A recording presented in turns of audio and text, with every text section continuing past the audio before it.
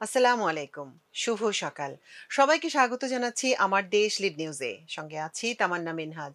আমাদের আজকের লিড নিউজের শিরোনাম আবারও দিল্লির হাসিনা কার্ড। নিউজটি লিখেছেন বশির আহমেদ।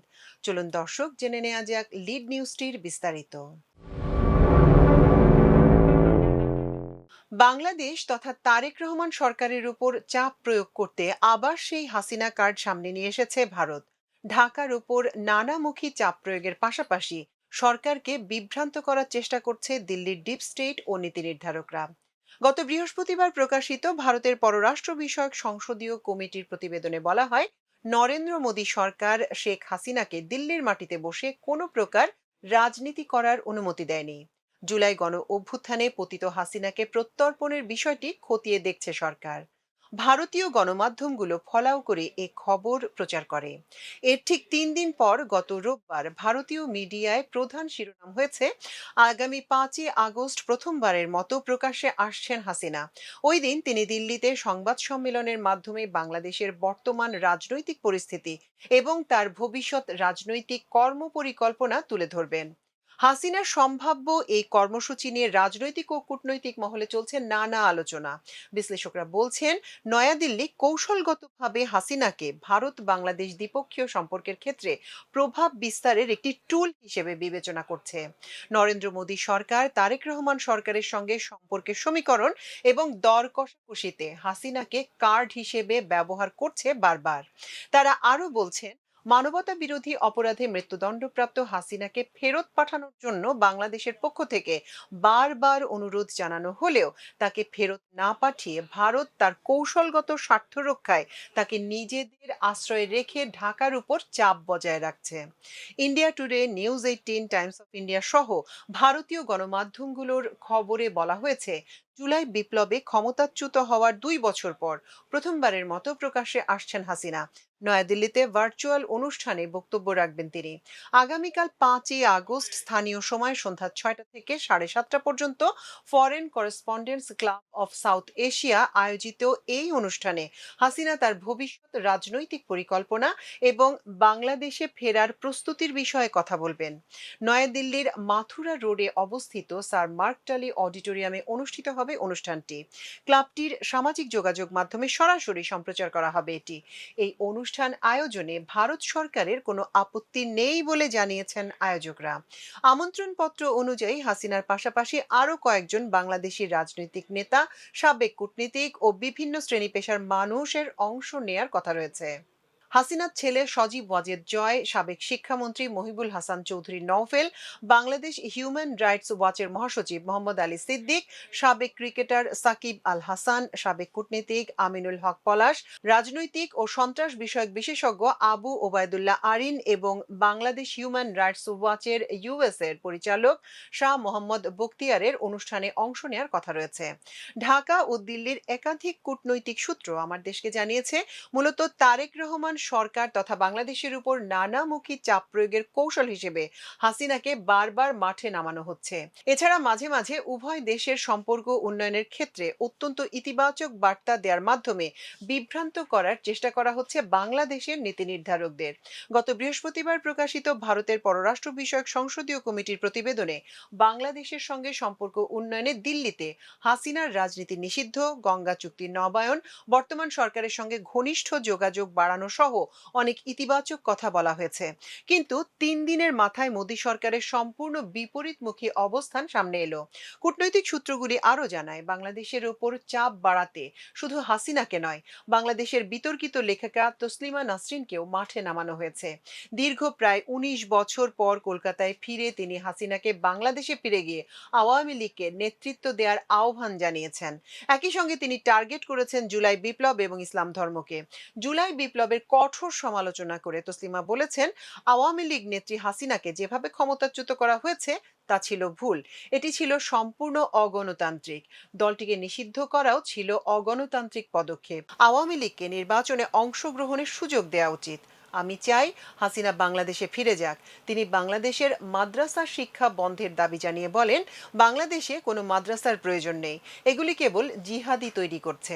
বাংলাদেশের সব মাদ্রাসাকে ধর্মনিরপেক্ষ স্কুলে রূপান্তর করা উচিত। তিনি সাবেক ইসকন নেতা চিন্ময় কৃষ্ণ দাসকে গ্রেপ্তারের সমালোচনা করে বলেন, বাংলাদেশে বিপন্ন হিন্দুদের পাশে দাঁড়ানোর মাসুল তাকে দিতে হয়েছে। সর্বশেষ হাসিনাকে মাঠে নামানোর তাৎপর্য সম্পর্কে জানতে চাইলে নাম প্রকাশ না করে একজন সিনিয়র কূটনীতিক আমার দেশকে বলেন, বাংলাদেশের উপর চাপ প্রয়োগের ধারাবাহিক কৌশলের অংশ হিসেবে হাসিনাকে আবারও মাঠে নামানো হচ্ছে। এটা নতুন কিছু নয়।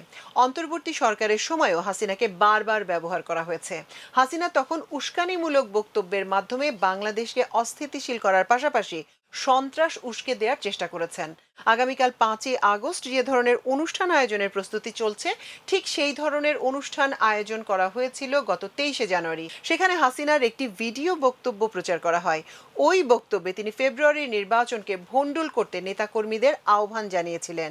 এরপর গত 18ই মে হাসিনা একই সময় 5টি গণমাধ্যমে দেয়া সাক্ষাৎকারের মাধ্যমে বর্তমান সরকারের কঠোর সমালোচনা করে বলেন, আওয়ামী লীগ নেতাকর্মীদের হাতে পায়ে ধরে এই সরকার ক্ষমতায় এসেছে। গত 10 জুলাই রয়টার্সকে দেওয়া সাক্ষাৎকারে আগামী ডিসেম্বরে দেশে ফেরার ঘোষণা দিয়েছেন হাসিনা। মূলত বাংলাদেশে অস্থিতিশীল পরিস্থিতি সৃষ্টির জন্য তিনি এই ঘোষণা দিয়েছেন। ওই সিনিয়র কূটনীতিক আরও বলেন, হাসিনার এসব তৎপরতা ভারতের ডিপ স্টেট এবং মোদী সরকারের নীতি নির্ধারকদের ডিজাইন অনুযায়ী হচ্ছে। আগামী দিনগুলোতে পানি ইস্যুর পাশাপাশি বাংলাদেশের ক্রিকেটকেও টার্গেট করা হতে পারে। প্রথম সফরে প্রধানমন্ত্রী তারেক রহমানের মালয়েশিয়া হয়ে চীনে যাওয়া, বেইজিং এর সঙ্গে ঢাকার নতুন কৌশলগত অংশীদারত্ব গড়ে তোলার পাশাপাশি এই মুহূর্তে প্রধানমন্ত্রী দিল্লিতে যেতে অনীহা ভালোভাবে নিচ্ছে না মোদী সরকার। সব মিলিয়ে তারেক রহমান সরকারের ওপর চাপ বাড়াতে চাইছে দিল্লি। উদ্ভূত এই পরিস্থিতি সম্পর্কে জানতে চাইলে বিশিষ্ট রাষ্ট্রবিজ্ঞানী অধ্যাপক ডক্টর দিলারা চৌধুরী বলেন, ভারত তার স্বার্থে বাংলাদেশকে অস্থিতিশীল করবে এবং এক্ষেত্রে শেখ হাসিনা সহ অন্যদের ব্যবহার করবে। আমি বারবার বলেছি, ভারত কোনোভাবেই জুলাই বিপ্লবকে মেনে নিতে পারছে না। তারা হাসিনা এবং আওয়ামী লীগ ছাড়া অন্য কিছু বাংলাদেশে মানবে না। তিনি বলেন, এই মুহূর্তে দেশ গভীর সংকটের মধ্যে আছে। আমি জানি না প্রধানমন্ত্রী বিষয়টি বুঝতে পারছেন কিনা। প্রধানমন্ত্রীকে বুঝতে হবে ভারত বাংলাদেশকে নিয়ে কি করতে চাইছে। সরকারের সমালোচনা করে এই রাষ্ট্রবিজ্ঞানী বলেন, আমরা জুলাই বিপ্লবের পক্ষের শক্তিগুলোকে বিনষ্ট করেছি। এখানে সরকারের বড় ধরনের দায় আছে। গণ অভ্যুত্থানের 2 বছর যেতে না যেতে একে অন্যকে শত্রু বানানো হয়েছে। এরই সুযোগ নিচ্ছে ভারত।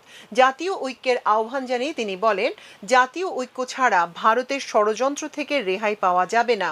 সরকারেরই দায়িত্ব সবাইকে ঐক্যবদ্ধ করা। এটা করতে না পারলে জাতিকে চরম মূল্য দিতে হবে। বিশিষ্ট আন্তর্জাতিক সম্পর্ক বিষয়ক অধ্যাপক ডক্টর এম শহীদুজ্জামান এ প্রসঙ্গে আমার দেশকে বলেন, মোদী সরকার যা কিছু করছে তার মূল উদ্দেশ্য হলো তারেক রহমানকে চাপে ফেলে আওয়ামী লীগ ও হাসিনাকে বাংলাদেশের রাজনীতিতে ফিরিয়ে আনা। আসলে বাংলাদেশের সঙ্গে ভারত শত্রু রাষ্ট্রের মতো আচরণ করে। ঢাকায় নিযুক্ত ভারতীয় দূত দীনেশ ত্রিবেদী এখন অনেক মিষ্টি মিষ্টি কথা বলছেন। প্রধানমন্ত্রী তারেক রহমান দিল্লি সফরে গেলেই নাকি সবকিছু ঠিক হয়ে যাবে। এগুলি সবই তাদের প্রতারণা। তিনি বলেন, কয়েকদিন আগে দেখলাম তাদের পররাষ্ট্র বিষয়ক ও সংসদীয় কমিটি বলেছে তারা হাসিনাকে দিল্লিতে রাজনীতি করতে দেবে না, কিন্তু দুদিন যেতে না যেতেই সেই হাসিনাকেই আবার মাঠে নামানোর কথা জানালো। তাদের আসলে কোনোভাবেই বিশ্বাস করা যায় না। চীনের সঙ্গে বাংলাদেশের বর্তমানে যে গভীর সম্পর্ক গড়ে উঠেছে তা নষ্ট করে দিতে চাইছে ভারত। যুক্তরাষ্ট্রের সঙ্গেও আমরা যে সুসম্পর্ক বজায় রাখছি তাও মেনে নিতে পারছে না দিল্লি। এম শহীদুজ্জামান আরও বলেন, ব্রিক্স সম্মেলনে প্রধানমন্ত্রী তারেক রহমানকে যে আমন্ত্রণ জানানো হয়েছে তা দিল্লির একটি ট্র্যাপ। বিমস্টেকের চেয়ার হিসেবে তারেক রহমানকে আমন্ত্রণ জানানো হয়েছে, বাংলাদেশের প্রধানমন্ত্রী হিসেবে নয়। বিমস্টেক একটি অকার্যকর সংস্থা। ভারত এটাকে সার্কের বিকল্প হিসেবে ব্যবহারের চেষ্টা করছে। তিনি বলেন, প্রধানমন্ত্রীর ব্রিক্স সম্মেলনে যোগ দিতে দিল্লি যাওয়ার প্রশ্নই আসে না। সরকারের উচিত হবে যতক্ষণ পর্যন্ত ভারত তার বাংলাদেশ নীতি না বদলায় ততক্ষণ পর্যন্ত দিল্লির সঙ্গে দূরত্ব বজায় রাখা। এদিকে ভারত সরকারের অনাপত্তিতে হাসিনার রাজনৈতিক অনুষ্ঠান আয়োজনের ব্যাপারে জানতে চাইলে গতকাল সোমবার পররাষ্ট্র মন্ত্রণালয়ে সাংবাদিকদের পররাষ্ট্র প্রতিমন্ত্রী শামা ওবায়দ বলেন, এটি নিয়ে খবর প্রকাশিত হয়েছে। আমরা কার কাছে আপত্তি জানাবো? ভারতের কাছে? একটি নিষিদ্ধ সংগঠন এবং সেই সংগঠনের প্রধান, যিনি বিভিন্ন অপরাধে সাজাপ্রাপ্ত আসামি, তিনি কোথায় কি বলছেন তার জবাব দেওয়ার মতো সময় বাংলাদেশ সরকারের নেই। তিনি বলেন, তবে আমরা যেটা লক্ষ্য করছি, ভারত সরকারও সম্প্রতি একটি বিবৃতি দিয়ে বলেছে যে আমরা আশা করি না কোনো পলাতক আসামি সেখানে বসে রাজনৈতিক বক্তব্য দেবেন, এবং ভারত সরকার তা সমর্থনও করে না। আর এই অনলাইন মিটিং বা অনুষ্ঠানের বিষয়ে ভারত সরকারের অবস্থান কি, সেটি তাদেরকেই পরিষ্কার করতে হবে। শামা ওবায়দ বলেন, জনগণের ভোটে নির্বাচিত হওয়ার পর আমাদের নতুন সরকার সবসময়ই বলেছে যে পলাতক আসামিরা যদি সেখান থেকে রাজনৈতিক বক্তব্য দেয় বা বাংলাদেশকে অস্থিতিশীল করার ষড়যন্ত্রে লিপ্ত হয়, তবে তা কাম্য নয়। আমরা চাই ভারতের সঙ্গে আমাদের সম্পর্ক আরও উন্নত হোক। সম্প্রতি ভারতের নতুন হাইকমিশনার এসেছেন, তার সঙ্গে আমাদের অত্যন্ত সৌহার্দ্যপূর্ণ আলোচনা হয়েছে। তিনি বলেন, আমরা ভারতের সঙ্গে একটি দূরদর্শী দৃষ্টিভঙ্গি নিয়ে এগোচ্ছি। এই সম্পর্ক ক্ষতিগ্রস্ত হোক তা আমরাও চাই না, এবং আমার গভীর বিশ্বাস ভারতও তা চায় না। সুতরাং তারা এই অনুষ্ঠানকে সমর্থন দিচ্ছে কিনা তা ভারতকেই পরিষ্কার করতে হবে। ভারতের কাছে বাংলাদেশ কোনো প্রতিবাদ বা ব্যাখ্যা চাইবে কিনা এমন প্রশ্নে প্রতিমন্ত্রী বলেন, অনুষ্ঠানটি তো আর ভারত সরকার আয়োজন করছে না। সরকার যদি প্রয়োজন মনে করে তবে আমরা তাদের সংশ্লিষ্ট পররাষ্ট্র মন্ত্রণালয়ের সঙ্গে যোগাযোগ করব। হাসিনার বক্তব্য বন্ধে সরকারের উদ্যোগ নিয়ে প্রতিমন্ত্রী বলেন, আমরা বহুবার তাদের বলেছি এবং লিখিতভাবেও দিয়েছি। তাদের সঙ্গে আমাদের যখনই কোনো দ্বিপক্ষীয় আলোচনা হচ্ছে, আমরা আমাদের অবস্থান পরিষ্কার করছি। যেহেতু তারা বর্তমানে ভারতে আশ্রিত বা পলাতক অবস্থায় আছে, তাই বিষয়টি ভারত সরকারকেই পরিষ্কার করতে হবে। এটি বাংলাদেশ সরকারের মাথা ব্যথা নয়। এ ধরনের অনুষ্ঠানগুলো দুই দেশের সম্পর্কের উন্নয়নকে ক্ষতিগ্রস্ত করবে কিনা জানতে চাইলে প্রতিমন্ত্রী বলেন, করতে পারে, অবশ্যই করতে পারে। তবে আমরা তো সেটা চাচ্ছি না। আমি মনে করি বাংলাদেশের মানুষও চায় না এবং সরকারও চায় না যে ভারতের সঙ্গে আমাদের সম্পর্ক নেতিবাচক হোক। তিনি বলেন, আমরা চাই সম্পর্ক আরও উন্নত হোক এবং তা উন্নতির দিকেই যাক। আমি আশা করি বিষয়টি মাথায় রেখেই ভারত ভবিষ্যতে তাদের কার্যক্রম পরিচালনা করবে। গতকাল বিকেলে তেজগাঁওয়ে প্রধানমন্ত্রীর কার্যালয়ে ভারতের হাইকমিশনার দীনেশ ত্রিবেদী প্রধানমন্ত্রীর পররাষ্ট্র বিষয়ক উপদেষ্টা হুমায়ুন কবিরের সঙ্গে সৌজন্য সাক্ষাৎ করেন। পলাতক হাসিনা সহ কার্যক্রম নিষিদ্ধ সংগঠনের কোনো ব্যক্তি যাতে ভারতের ভূখণ্ড ব্যবহার করে বাংলাদেশের অভ্যন্তরে অস্থিতিশীলতা সৃষ্টির উদ্দেশ্যে কোনো কর্মকাণ্ড পরিচালনা করতে না পারে, সে বিষয়ে ভারতের সহযোগিতা প্রত্যাশা করেন উপদেষ্টা হুমায়ুন কবির। তিনি উল্লেখ করেন, এ ধরনের কার্যক্রম দ্বিপক্ষীয় সম্পর্কের ইতিবাচক অগ্রগতিকে ক্ষতিগ্রস্ত করতে পারে। ভারতের হাইকমিশনার বিষয়টি যথাযথভাবে বিবেচনা করে প্রয়োজনীয় খোঁজখবর নেয়া এবং এ বিষয়ে সচেষ্ট থাকার আশ্বাস দেন। পররাষ্ট্র মন্ত্রণালয় জানায়, সাক্ষাৎকালে বাংলাদেশ ও ভারতের মধ্যে বিদ্যমান দ্বিপক্ষীয় সম্পর্কের বিভিন্ন দিক এবং পারস্পরিক স্বার্থ সংশ্লিষ্ট বিষয় নিয়ে আলোচনা হয়।